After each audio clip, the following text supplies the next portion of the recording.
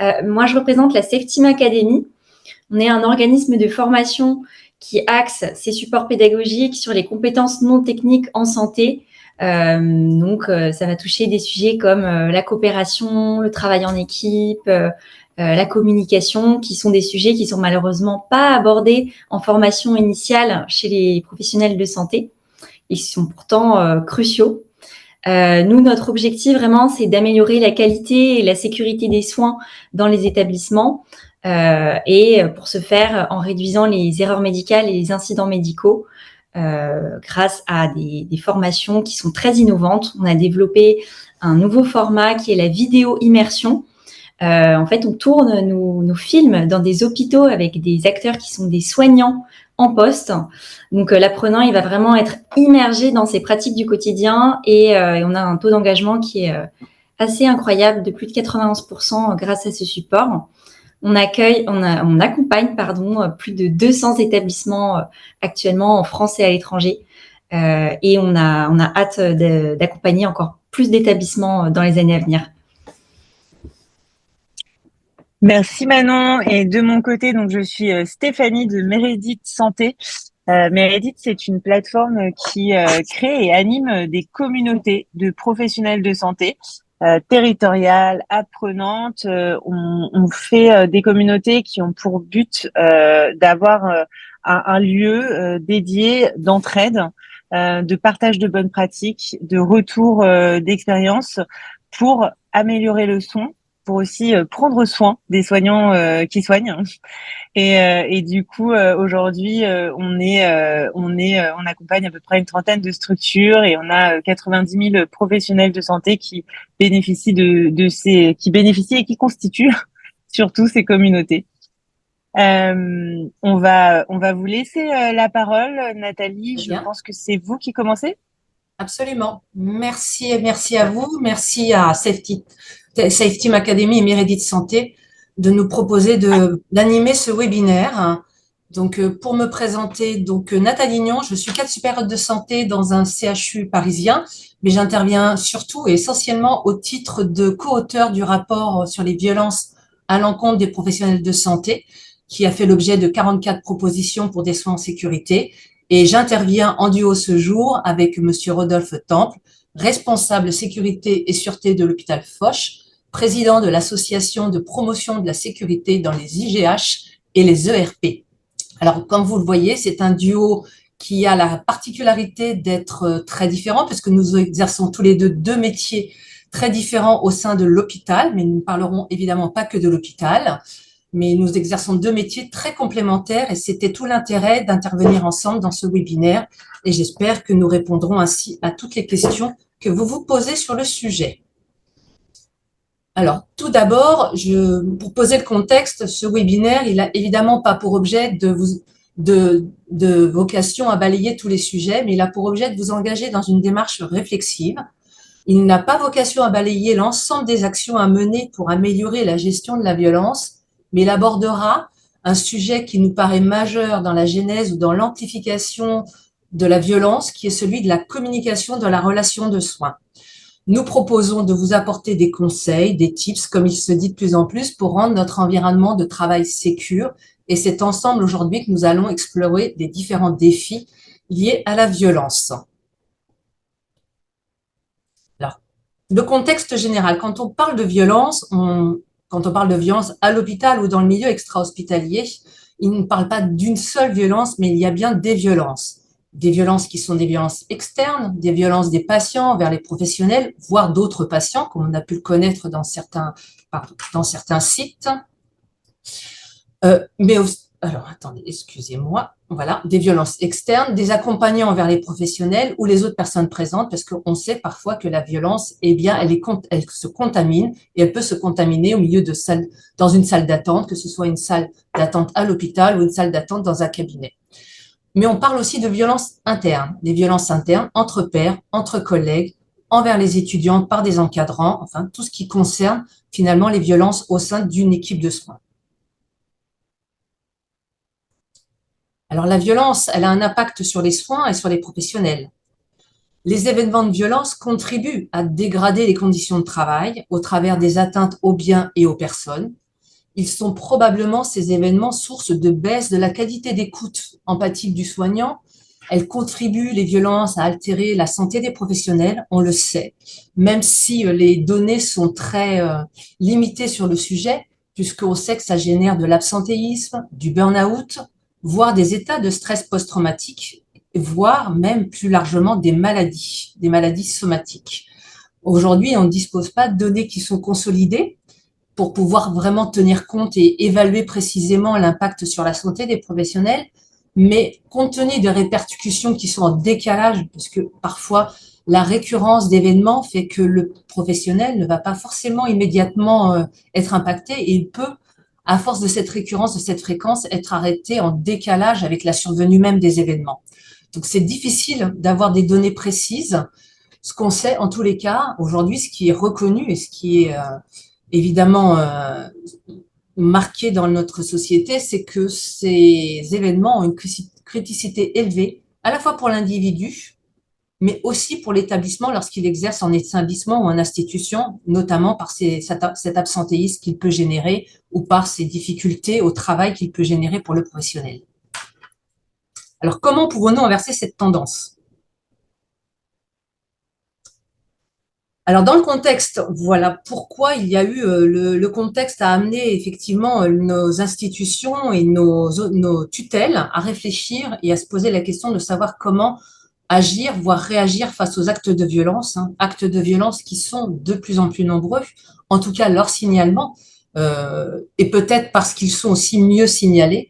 En tout cas, en 2022, il y a 1242 actes de violence qui ont été signalés par les médecins, soit 23% de plus qu'en 2021. Donc, on voit là qu'il y a effectivement une évolution qui est sociétale également, avec cette augmentation de la violence. À l'échelle nationale, près de 24 000 professionnels ont été victimes. Et d'ailleurs, face à cette violence, il y a des mesures qui ont été mises en place par certains établissements, des hôpitaux, voire des professionnels de l'extra-hospitalier, dans certains cabinets ou voire certaines pharmacies se sont dotés de dispositifs de surveillance avec des caméras, des dispositifs d'alerte, des agents de sécurité, voire plus.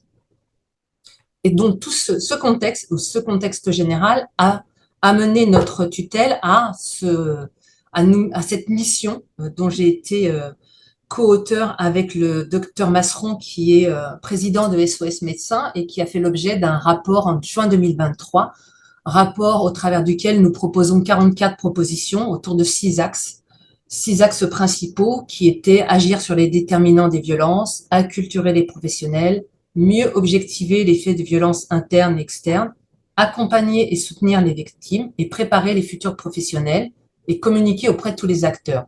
Ce rapport a été décliné dans un plan ministériel autour de 3 axes en septembre 2023 avec 42 mesures pour répondre au contexte des violences en santé. Ce que l'on sait, c'est que les sources de l'ONVS montrent qu'en 2022, il y a eu près de 24 000 victimes et que dans ces 24 000 victimes, la plupart du temps, ce sont majoritairement des infirmiers, puisque 45% des victimes de violences sont des infirmiers. Alors, il est vrai aussi que c'est une des populations la plus représentée dans le milieu de la santé, mais en tous les cas, 45% sont victimes de violences. 45% des victimes, sont des infirmiers.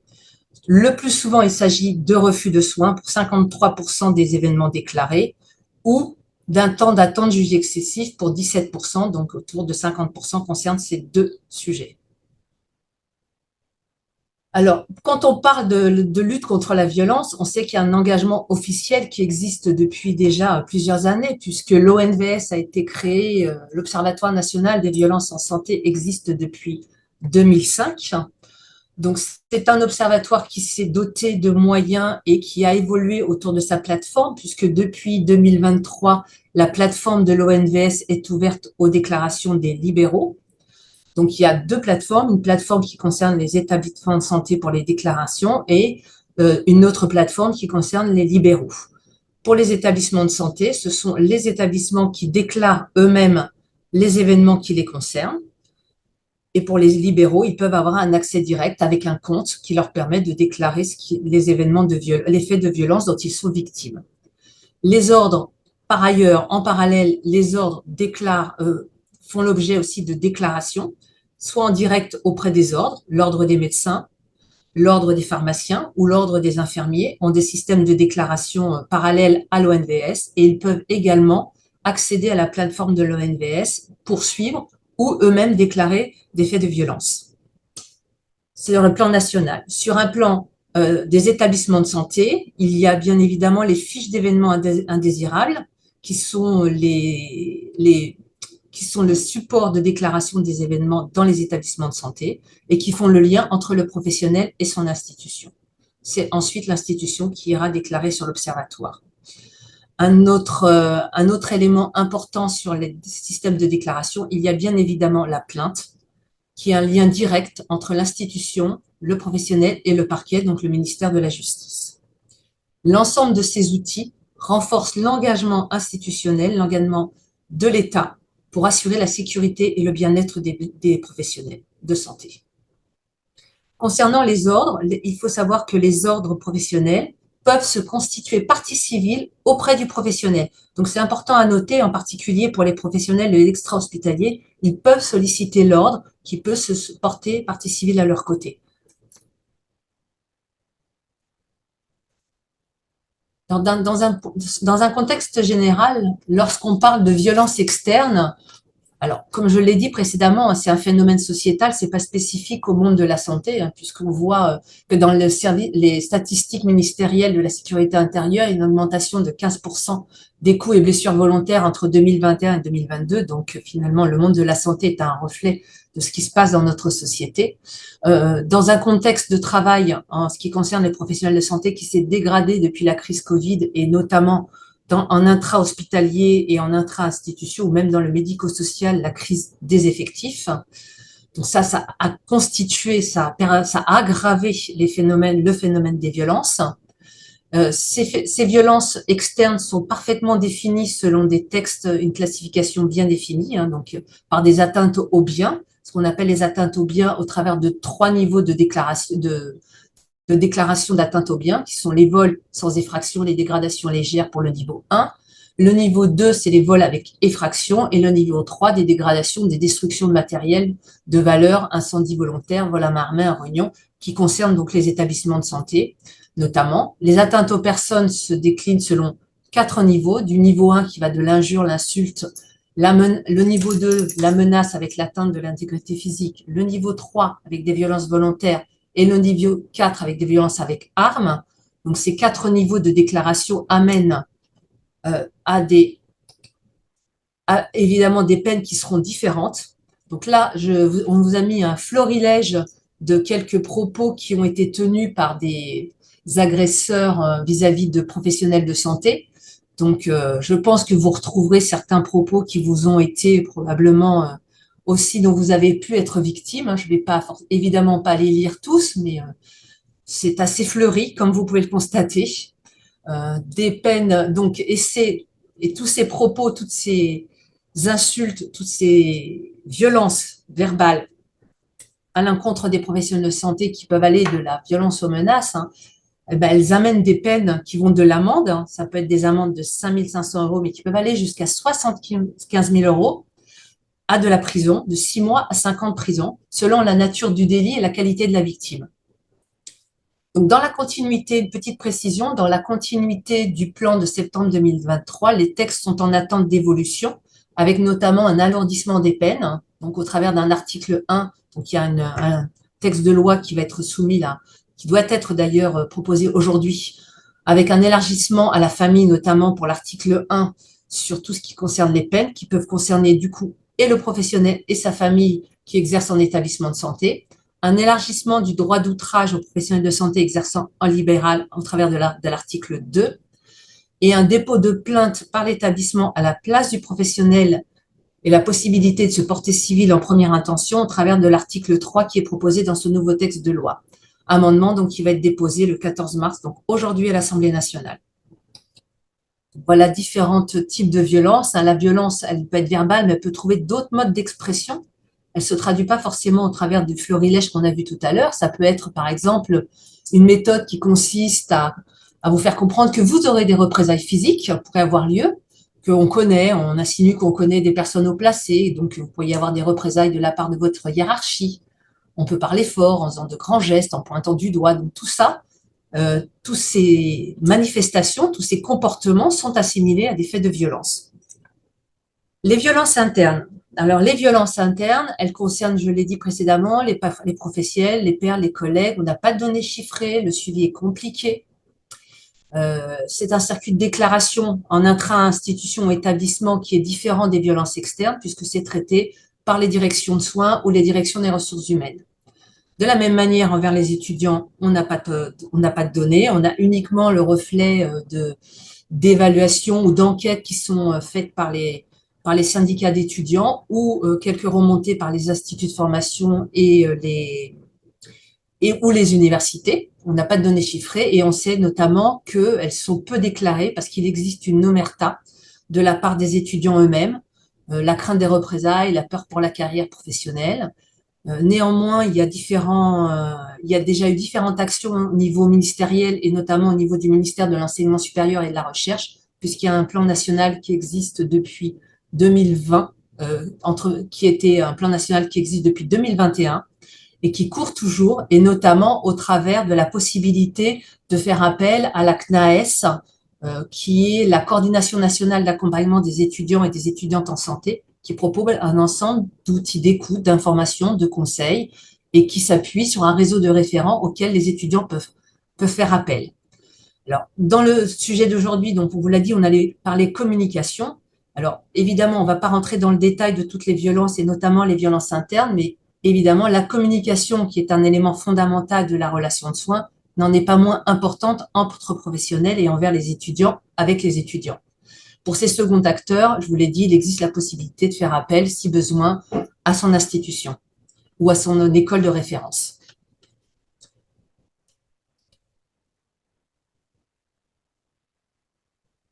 Alors là, nous vous proposons une modélisation de survenue d'une situation de violence. Donc, si on transpose le modèle bien connu du fromage suisse, qui est un modèle utilisé dans la gestion des risques, qui est un modèle développé par James Reason pour faire un premier décodage des causes de survenue des violences externes, mais qu'on pourrait presque appliquer aux violences internes, on peut identifier en partie les mécanismes impliqués dans le développement des faits de violence. Bien sûr, chaque situation et les situations que vous avez peut-être vécues personnellement ou que vous aurez à vivre, et j'espère que ce sera le moins souvent possible, elles doivent être analysées à la lumière de leur contexte particulier. Donc là, c'est juste pour vous proposer et vous montrer que, quoi qu'il en soit, la communication traverse, est transcendante, traverse l'ensemble de ces barrières qu'on pourrait appeler en fait des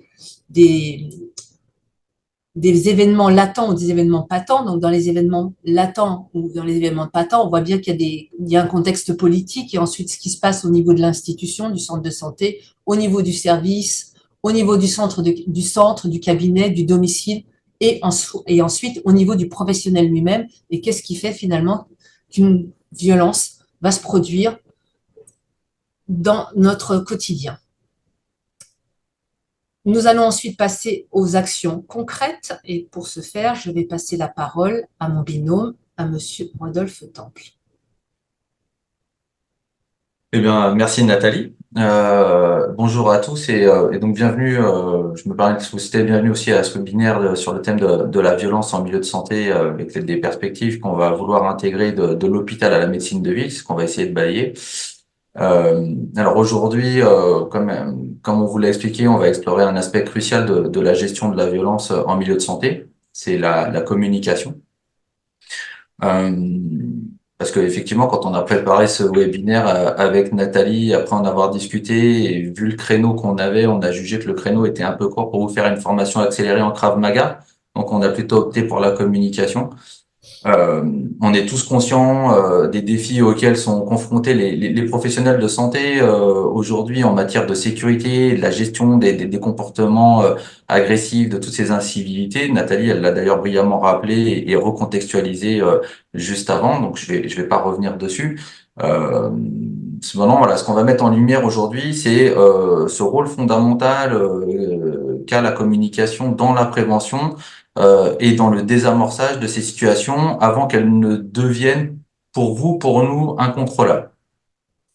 Parce que, en effet, une communication efficace, c'est vraiment le premier rempart, et vous devez en être convaincu, c'est le premier rempart contre la violence, permettant de détecter les signes précoces de tension. Ça va permettre d'apaiser les situations conflictuelles et d'établir des relations de confiance avec les patients et les autres acteurs de la santé. Donc voilà, là tout au long de ce qui reste de ce webinaire, on va examiner de près comment est-ce qu'une communication adaptée peut non seulement donc prévenir ces incidents de violence, mais aussi favoriser un environnement de travail qui va être plus sûr, plus harmonieux pour tous les professionnels de santé. Alors, je vérifie que j'ai toujours la main, c'est parfait. Donc maintenant, on va donc explorer comment cette communication efficace, elle va pouvoir jouer ce rôle crucial dont je vous parlais dans cette prévention de la violence, en s'exprimant de manière claire, en écoutant activement et en collaborant étroitement entre nous, hein, les professionnels de santé peuvent créer des environnements qui vont être plus sûrs, plus respectueux, y compris avec le service de sécurité quand vous travaillez dans une structure qui a la chance d'en avoir une, d'accord? Donc là, ce que je vous propose, c'est qu'ensemble, on va examiner les différentes stratégies de communication pratiques. On a travaillé avec Nathalie à illustrer ça avec des exemples concrets pour illustrer justement donc comment cette communication, on va dire interprofessionnelle, elle va pouvoir contribuer à garantir la sécurité de tous. Donc, dans notre travail à tous, au sein du milieu de la santé, la communication, elle va revêtir une importance qui va être primordiale. Dans la diapositive là qu'on vous propose, on explore une petite palette de variétés hein, de la communication qui va aller bien au-delà des simples mots.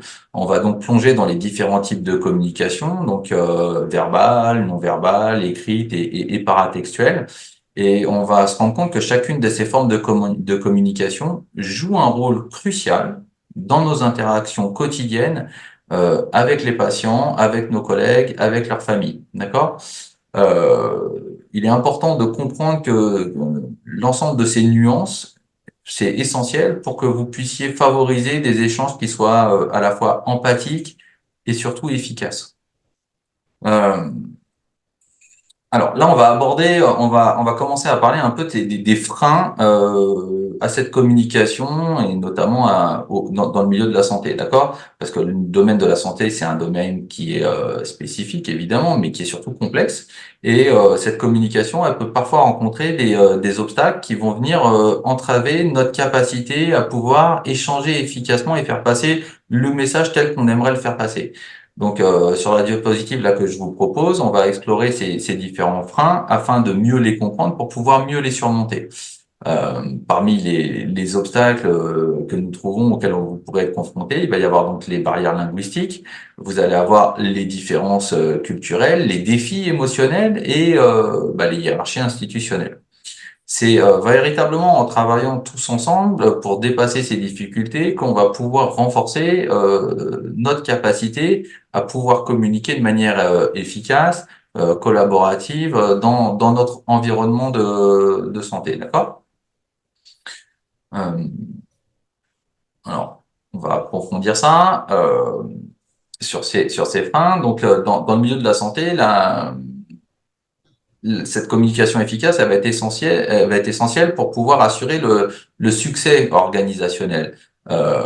Donc, du coup, on l'a vu, il y a plusieurs obstacles qui peuvent venir entraver le processus. Là, je vous en présente d'autres. Parmi ceux-ci, on va rencontrer les interférences qui vont être environnementales. Donc, tout ce qui va être parasite sonore, visuel, ça peut être des cris, ça peut être des coups de téléphone incessants. Il va y avoir les filtres individuels de perception, les différences de cadre de références culturelles qui sont souvent générateurs de conflits, les biais cognitifs et les attitudes qui vont être inappropriées au contexte, notamment là le contexte de soins. Alors, dans notre quête de communication efficace, on va devoir aborder différentes stratégies, des stratégies qui sont spécifiques, d'accord? Cela va inclure une sensibilisation aux bruits environnementaux, puisque je vous expliquais tout à l'heure que c'était des freins qui allaient considérablement impacter la qualité de la relation. Le développement de la sollicitude empathique, la remise en question des biais cognitifs que l'on peut avoir et l'adaptation des attitudes au contexte. D'accord? C'est véritablement en travaillant sur ces obstacles qu'on va donc pouvoir créer cet environnement de travail où la communication va être ouverte, harmonieuse et propice à des interactions qui seront d'autant plus fructueuses. Ok? Donc je vais vous donner quelques exemples. Cette capacité à pouvoir décrocher, par exemple, de son écran lorsqu'on est en train de parler au patient et de le regarder droit dans les yeux pour qu'il comprenne que vous n'êtes pas en train de le traiter à la chaîne, alors que vous, votre objectif, c'est plutôt d'en traiter un maximum aujourd'hui pour que les gens attendent le moins possible. Vous avez tous les deux quelque chose qui va être tout à fait légitime en termes d'attente, mais qui va être rentré complètement en opposé. Et à partir de là, vous allez créer une situation qui potentiellement peut devenir le démarrage d'une situation qui va devenir conflictuelle. Donc ça, c'est une adaptation des attitudes au contexte, typiquement. Alors, ça, je pense qu'une grande partie d'entre vous on l'a déjà vu, on a déjà entendu parler, mais là, l'idée, c'est de le revoir rapidement pour qu'on puisse, on puisse le poser dans un cadre. D'accord? Dans la communication, nos messages vont passer à travers 9 filtres qui vont chacun influencer leur interprétation de nos messages. D'accord? Donc, du processus de pensée initiale à la réception par notre interlocuteur et son action, chaque étape va compter. D'accord? On a donc une responsabilité, nous, directe sur les filtres 1 à 3. On a assez peu d'emprise sur les filtres 4 à 6 et on n'en a absolument aucune sur les filtres 7 à 9. D'accord? Donc, c'est important de les comprendre, ces filtres, pour mieux naviguer dans le processus de communication et il faut surtout en avoir donc pleinement conscience lorsque vous avez des interactions. D'accord? Faut toujours l'avoir en tête. Comment ça va se traduire globalement? Comment est-ce qu'on va en limiter les impacts de déformation dans notre communication? D'accord? Dans votre communication, donc il va être donc essentiel de les reconnaître, ces filtres, pour pouvoir limiter toute la déformation du message. C'est en comprenant ces filtres qu'on vient de voir là juste ensemble, que vous allez pouvoir agir de manière proactive. Donc tout d'abord, je vous disais, vous devez en avoir conscience et vous devez donc du coup, une fois que vous en avez conscience, les identifier à quel moment ils sont pertinents dans votre échange euh, avec le patient, avec son ou ses accompagnants pour avoir une communication efficace. Donc par exemple, l'action sur les filtres 1 à 3, ça va être de bien préparer son message avant de l'exprimer, bien choisir ses tournures de phrases, bien choisir ses mots.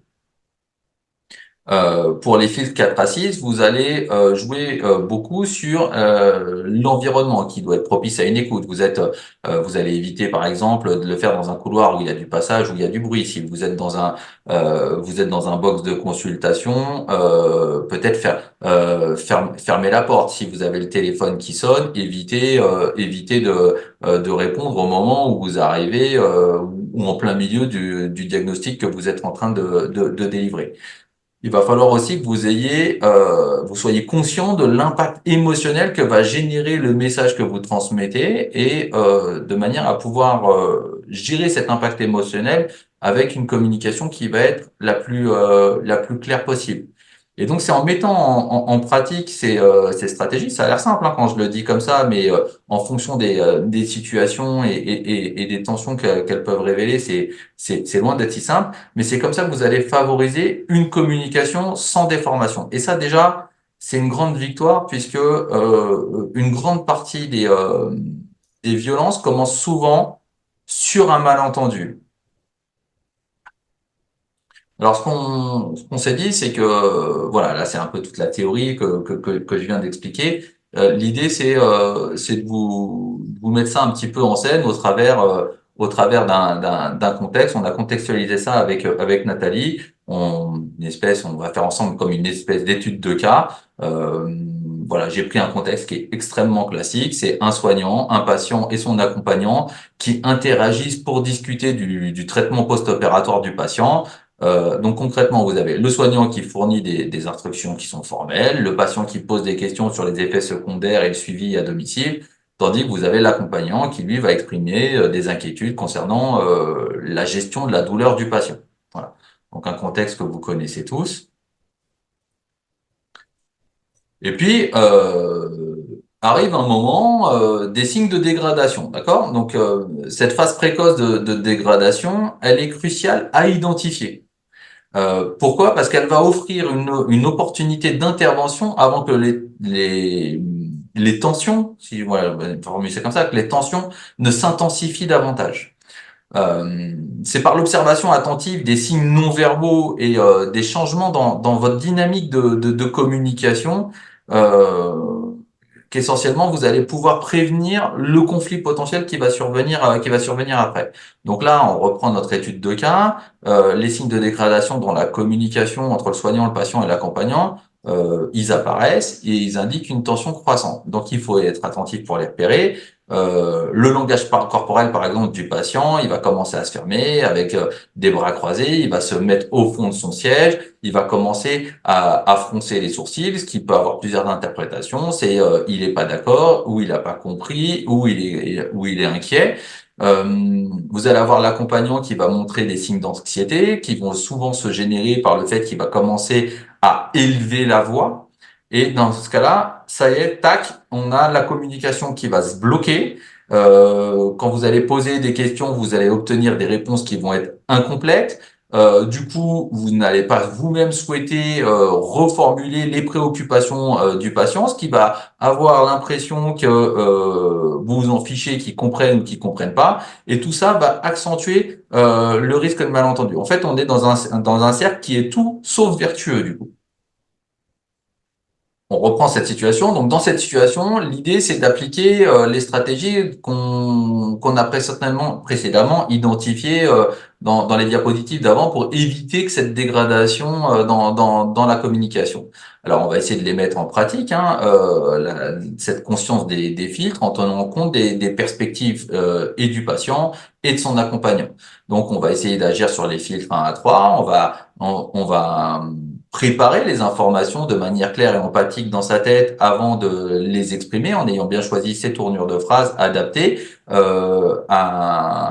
aux personnes qu'on a en face, et on va essayer de les transmettre de manière empathique. D'accord? On va veiller à créer donc des conditions optimales pour la transmission de ce message, en garantissant un environnement qui va être propice à la discussion.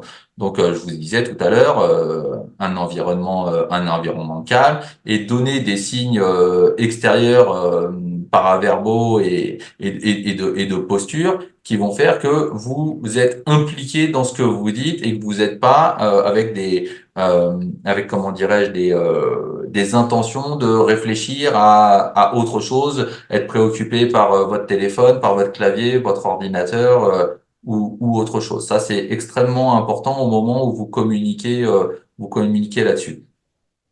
Vous allez toujours user et voire abuser de la reformulation. C'est hyper important pour vous assurer que les questions du patient sont bien traitées, sont bien comprises et qu'elles reçoivent des réponses qui sont complètes. D'accord? Et enfin, forcément, je vous le disais tout à l'heure, vous allez là gérer ses émotions parce que vous savez que ce que vous lui dites a un impact. Et donc, la manière dont vous lui dites va augmenter cet impact ou le diminuer. Et donc, c'est là que vous devez adapter votre message en reconnaissant ses inquiétudes et celles de l'accompagnant grâce à l'empathie que vous allez mettre dans le message. C'est donc en appliquant ces stratégies que vous allez maintenir cette communication de manière, on va dire, ouverte, compréhensible, et que vous allez ainsi prévenir toute dégradation dans la relation entre, donc du coup, le soignant, le patient et son accompagnant. Parce que finalement, c'est une conversation à trois très souvent. Voilà, donc là on a parlé de la communication verbale avec les freins, avec les filtres, on a parlé de l'environnement.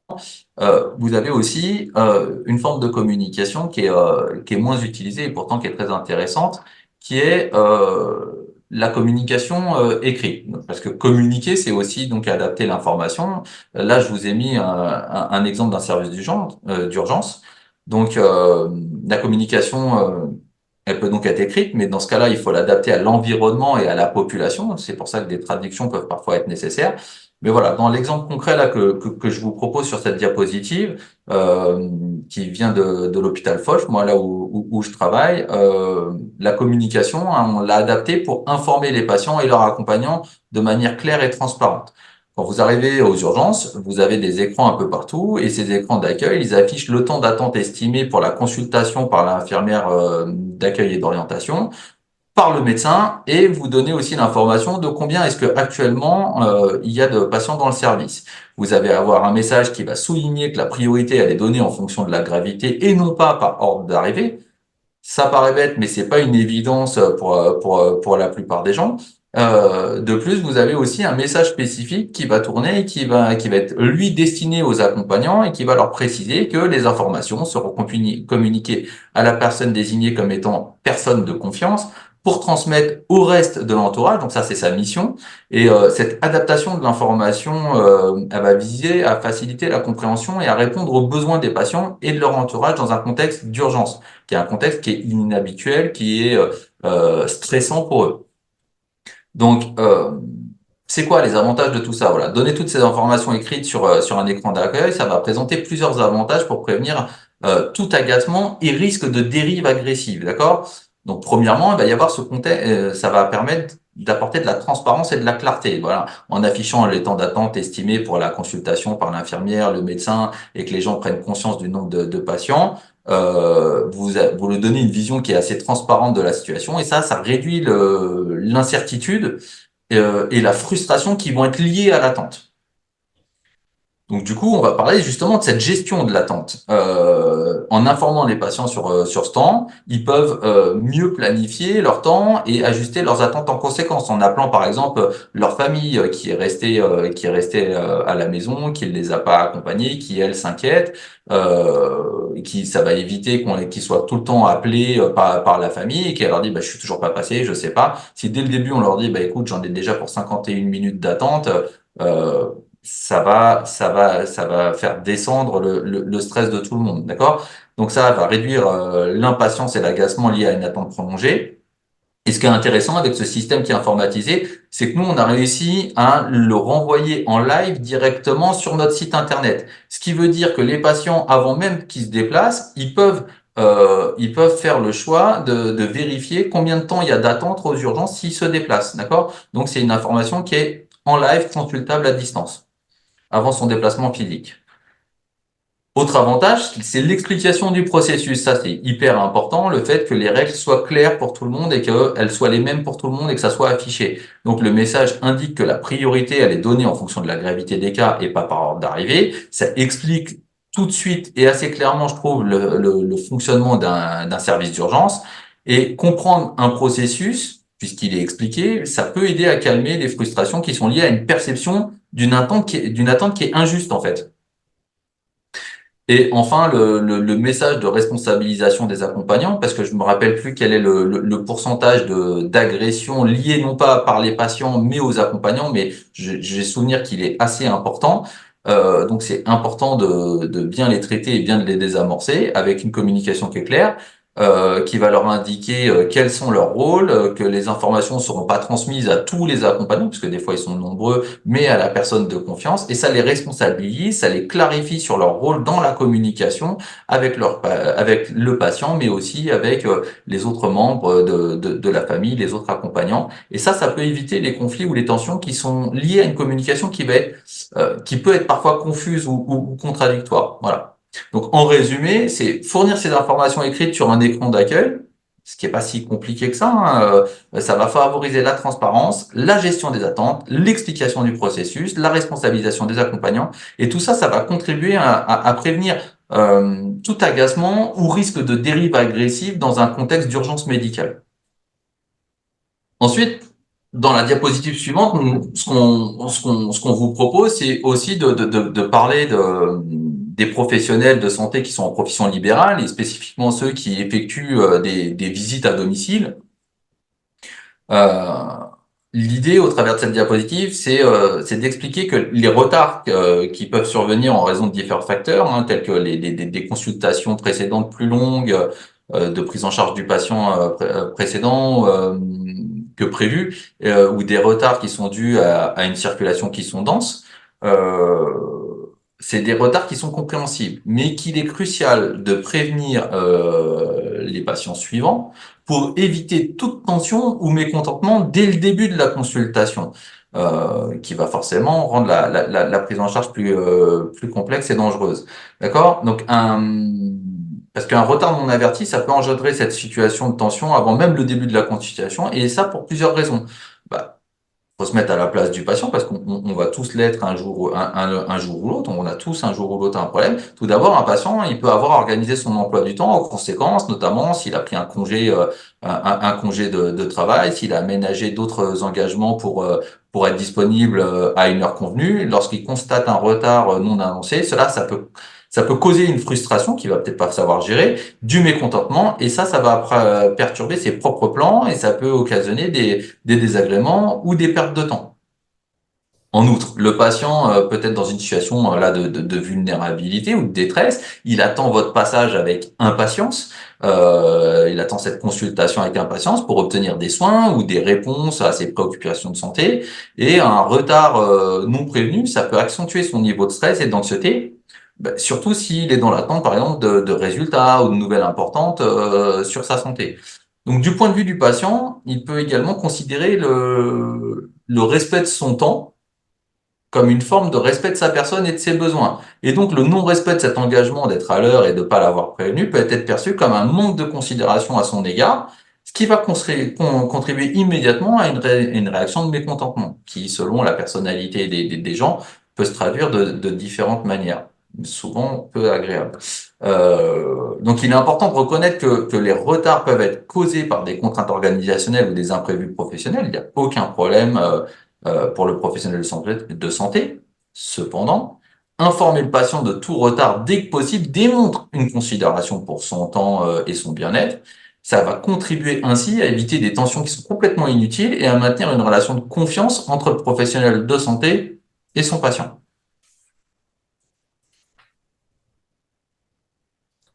Donc, je vais reprendre Et la parole pour parler notamment de ce dispositif qui nous permet de gagner en confiance, qui est la formation. Je vais passer très rapidement sur les diapositives pour vous laisser le temps de répondre aux questions qui auraient été posées dans le chat. Néanmoins, je voulais rappeler brièvement la formation depuis 2023. Il faut savoir qu'est inscrit dans le dispositif, dans les orientations pluriannuelles prioritaires du développement professionnel continu, est inscrit l'orientation prioritaire numéro 295, qui reconnaît que la gestion pratique de la violence et de l'agressivité du patient et de son entourage comme une orientation prioritaire. Donc, vous pouvez, en tant que professionnel de l'extra-hospitalier, tout à fait l'inscrire dans le cadre du DPC, puisque dans les établissements, ce sont déjà des orientations qui étaient déjà inscrites dans la plupart des plans de formation. La formation, parce que je pense que je vais prêcher de la bonne parole, mais que vous connaissez tous déjà. La formation, ça permet de gagner en confiance, ça permet d'adapter son domaine d'expertise, de s'adapter à son environnement. Donc, c'est important. Ça valorise la démarche d'amélioration continue pour l'ensemble des professionnels.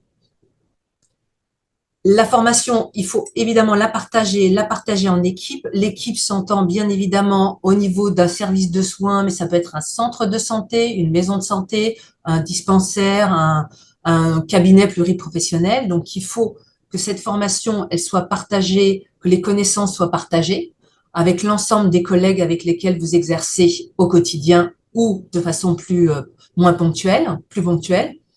Ça met en avant des outils, des approches pertinents qui permettent d'être traduits dans sa pratique individuelle et quotidienne. Il faut évidemment organiser ces temps d'échange pour permettre la cohésion, l'enrichissement mutuel, et ça permet d'adapter des outils qui sont adaptés à la pratique, au contexte de la pratique, qu'ils soient hospitaliers ou extra-hospitaliers.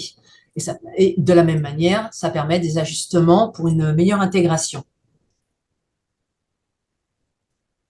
Renforcer l'équipe par la formation et le partage, c'est Et évidemment, c'est évident, ça renforce la culture de l'apprentissage, l'utilisation des compétences, l'environnement collaboratif, et on peut l'élargir à d'autres professionnels et à d'autres métiers, hein, d'où l'intérêt de présenter ce webinaire en binôme aujourd'hui, puisqu'on a un professionnel de la sécurité sûreté et un professionnel de santé. Ces formations peuvent être pluriprofessionnelles et doivent l'être.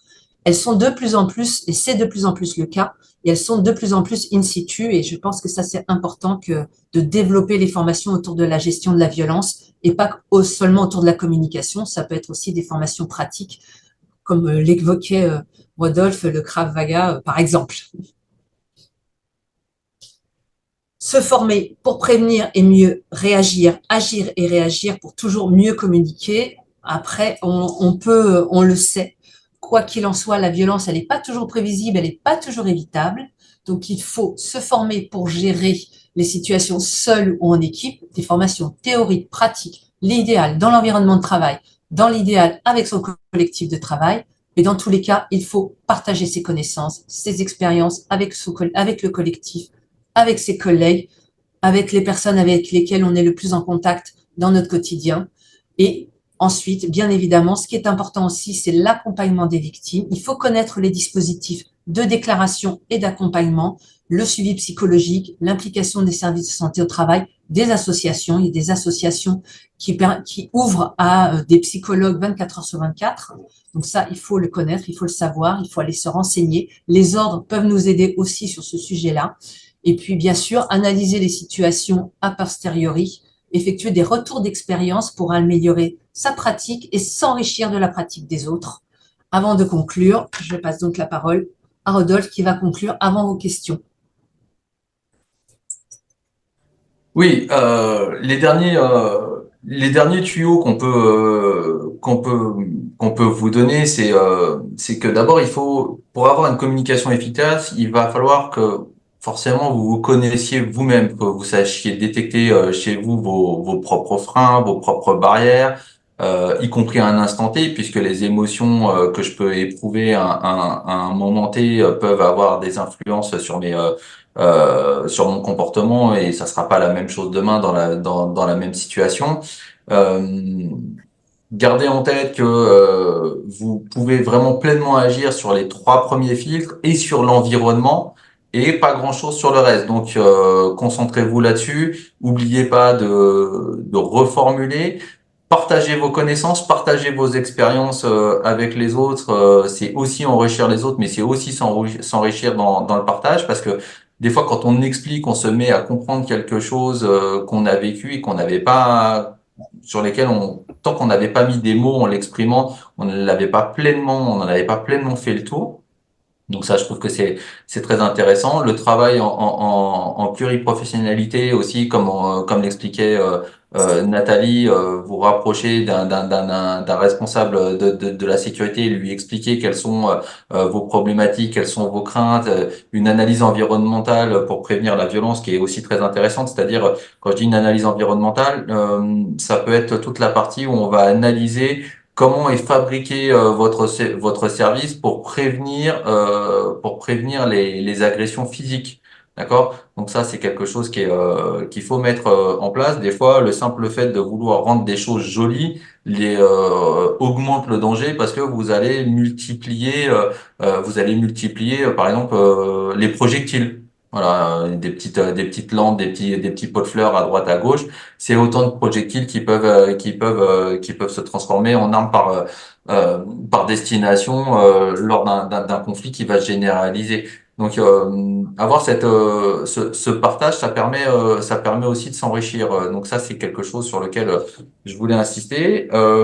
Et là, peut-être la dernière chose à dire, c'est porter plainte, c'est continuer de faire porter votre voix et faire savoir que ça va pas et que on continue d'avoir besoin d'aide, parce que s'il n'y a pas assez de plaintes qui sont déposées, on considère au plus haut niveau de l'État, que la situation s'améliore, d'accord? Donc après, on peut évidemment avoir crainte des représailles, ça on l'entend. Sachez que vous pouvez vous faire domicilier forcément à l'hôpital sur la plainte, de manière à ce que personne ne sache où est-ce que vous habitez. Ça, c'est quelque chose qui normalement doit vous être proposé, mais si ça l'est pas, sachez que vous pouvez le faire et vous avez juste à le demander. Donc maintenant, vous le savez.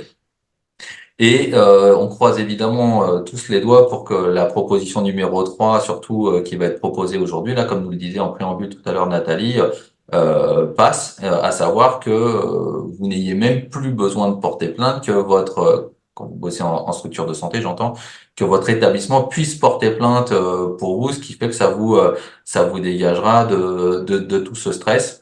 Bon, c'est pas quelque chose qui va être très facile à faire passer, mais on croise les doigts, on en saura un peu plus peut-être ce soir, je sais pas. Voilà, je vous remercie de votre attention, de nous avoir suivis, et puis s'il y a des questions, on va essayer d'y Et répondre. Nathalie. moi, j'ai un petit point avant de passer aux questions. Merci à vous deux pour ce topo. Et Nathalie, par rapport à l'aspect formation que vous avez abordé, vous l'avez dit très justement, c'est super important en fait de former son équipe pour prévenir et gérer la violence. Et nous, en fait, à la Safe Team Academy, on a développé une formation qui touche expressément à ce sujet, prévenir la violence et gérer l'agressivité, avec deux volets, un volet pour accompagner les établissements de santé et un autre pour accompagner la médecine de ville. Une fois que l'apprenant a réalisé cette formation, il y a un débriefing en groupe avec un expert métier qui permet justement de confronter les avis, d'échanger et ensuite de changer les pratiques professionnelles de manière pérenne. Donc voilà, n'hésitez pas à nous contacter, regardez sur notre site de la Safe Team Academy si vous souhaitez approfondir ce sujet dans vos équipes.